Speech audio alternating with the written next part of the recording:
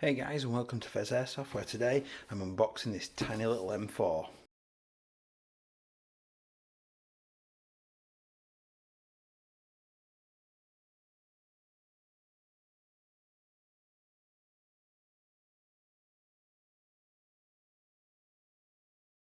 Hey guys, and welcome back. So today I've got a tiny little M4 to unbox.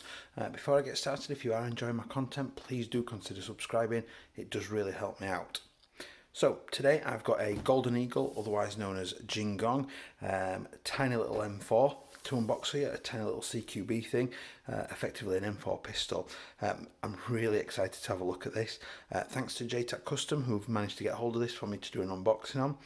So we'll get started. So on the box, just branded Golden Eagle on the front, nothing special. On the side, just again Elite Series Golden Eagle, brown box underneath. On one end, we get a little picture of it, and we get a bit of a description. It does say full metal, but we'll discuss that in a minute. QR code, electric power, a little bit of safety information. On the other long edge, again just Golden Eagle, and the other end, same picture and information. So we'll lift this out of the way and get started. So lid up and out of the way. Grey styrofoam, as you get in most things, so we'll get that out of the way. So inside there we've got it. It is a tiny little thing. Oh my gosh, that's absolutely tiny. So we've got the cleaning rod, unjamming tool, move that. We've got a nice little manual. I have no doubt it's of no use whatsoever. It'll be in English.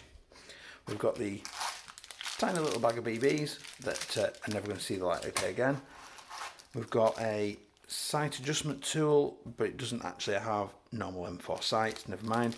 There is a mag winding key in there as well, so you can wind your mags. There is actually a English charger in there. That's quite new and different.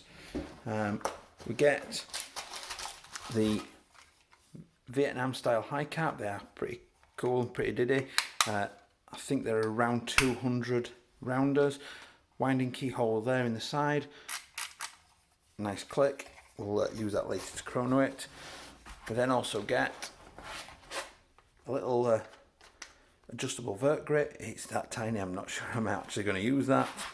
And then we also get a battery based PEC box. Now I actually really like that PEC box. It's not massive, obviously it sits quite nicely on the side. Now it doesn't function in terms of anything else other than this is a battery box. But two little things I do like about this. One, it's got an additional riz on it, so not only can I mount it on the side of here, but it's also got another riz that I can mount something else on there. Obviously I start widening out the side of the AEG, but whatever. So that is wired to mini Tamiya. Now I've seen one of these before, and one of the caps has come off already, so I'll just show you. You can actually twist the cap to the side and it lifts off. Now this end cap will just slide off like that. If I open up this middle one here, this just unscrews out. Now what that does is that comes out of the way. That's just a little screw, and what it does is it exposes a plastic battery box in there that's actually effectively water sealed, I suppose, to an extent. So that will wiggle out, and what it shows you is inside there is a 10.8 volt NIM type battery. Now that's a pretty strong battery really to be powering this little thing. I doubt, let's just have a see, I doubt there's any actual charge in it. No charge at all. So what I'm going to do is, while I'm showing you the rest of this, I'm going to stick this on charge and put a little bit of charge in it, and we'll see what kind of rate of fire this can give us. I'm not expecting an awful lot. So while that battery's on charge, we'll lift this little beauty out and we'll have a look around it. Now the first thing I want to say is there is quite some weight to that actually. I was not expecting that to be as hefty and heavy as it actually is. Now based on what I can see, that is a plastic body. That is just a bog standard plastic body, as you would see on a lot of Airsoft made in China guns. The upper receiver also plastic. Now the front end that's all metal, and that is absolutely rock solid, and it weighs a ton. It's got some real nice weight to it, and it gives the whole thing a really quite nice weight in. I'll remove the orange end cap, so that reveals just a nice standard normal M4 style flash hider. Remove that.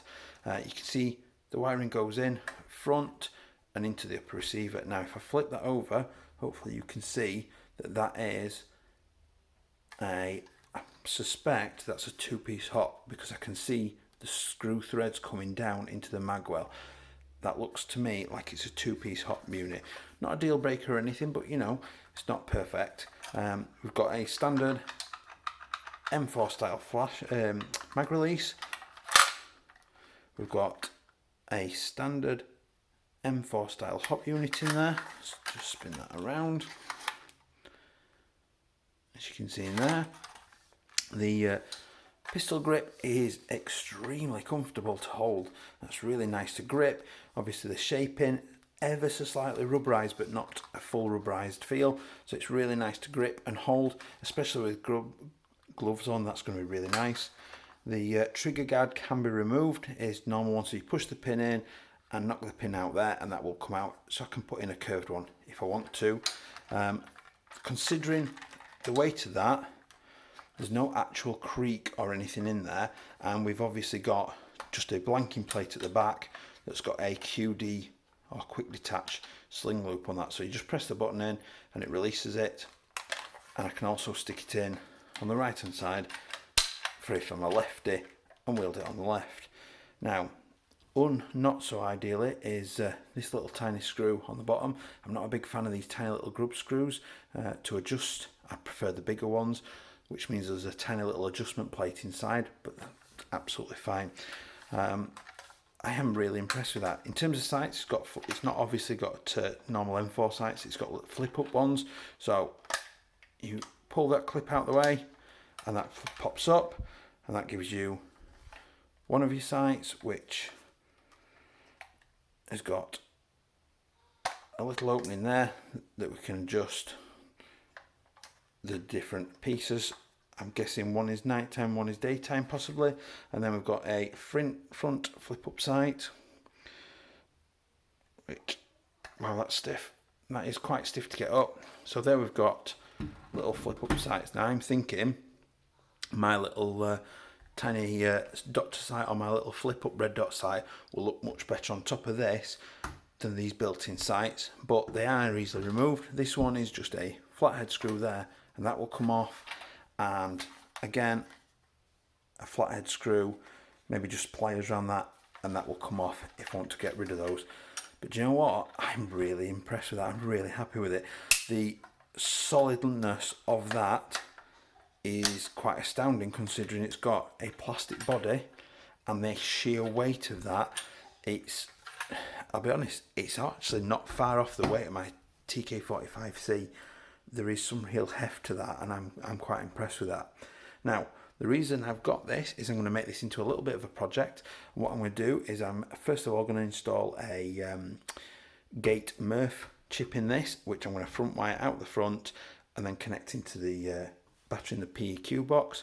And then what I'm going to do is I'm going to also look at doing a dual sector gear as well. So I'm going to make this some sort of like CQB Absolute Monster. Now this is already absolutely perfect for CQB.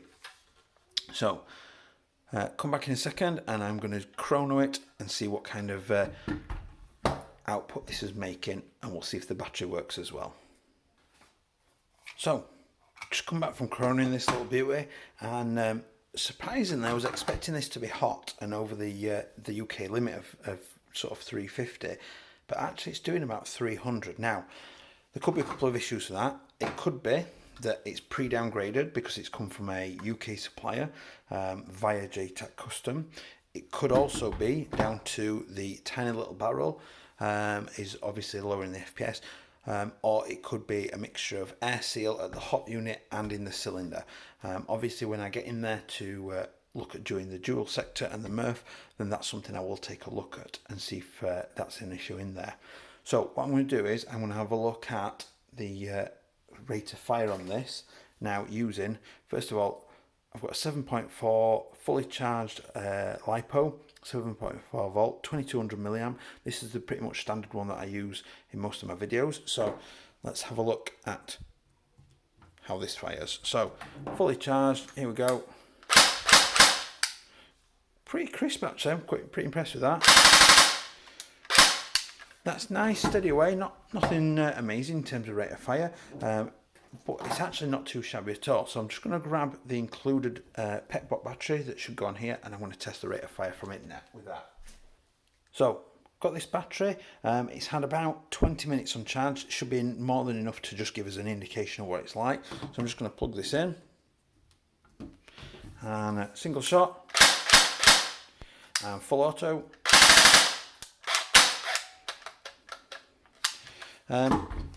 Obviously 20 minutes is not quite enough. Now I would actually say there's virtually nothing between the 7.4 volt LiPo and the 10.8 volt NIM type battery.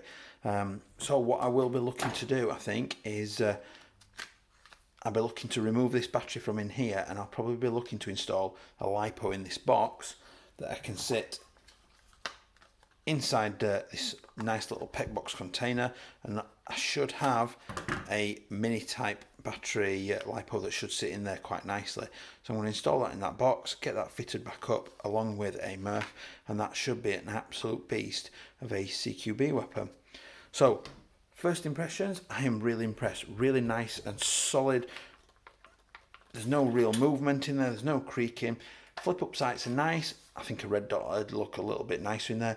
But that said, because I'm going to run this as a CQB weapon, basically like an M4 pistol, I don't think a sight's really going to be needed because it's mostly going to be hip fire. Just look where I'm going and shoot. The rate of fire with a 7.4 volt LiPo is pretty damn nice. I don't actually have an 11.1 with me to test that out. But I would expect with a Murph that rate of fire will definitely go up. The FPS is only about 300 now. This is going to be a little CQB beast for me, so 300 is absolutely spot on perfect.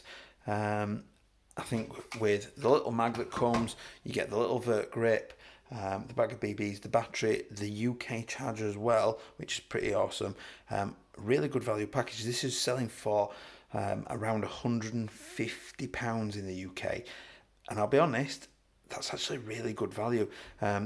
A lot of people speculating, saying, and I do agree, I do believe, because JG have used motors that say Golden Eagle for a long time, I do think Golden Eagle is actually part of, or is Jing Gong. So you know that the internals in here are going to be really, really good quality. I'm actually quite excited to get this out on the field. The other thing I'm considering is removing the M4 style flash hider, which is group screwed in. Just noticed that now, and putting like a Fire Pig Loudener on there, just for effect more than anything, just to add to the little fierceness of it. So thanks for watching. I'll leave some photos with the pet box installed and the mag in for you to have a look at. Please do make sure you like and subscribe. See you next time. Bye.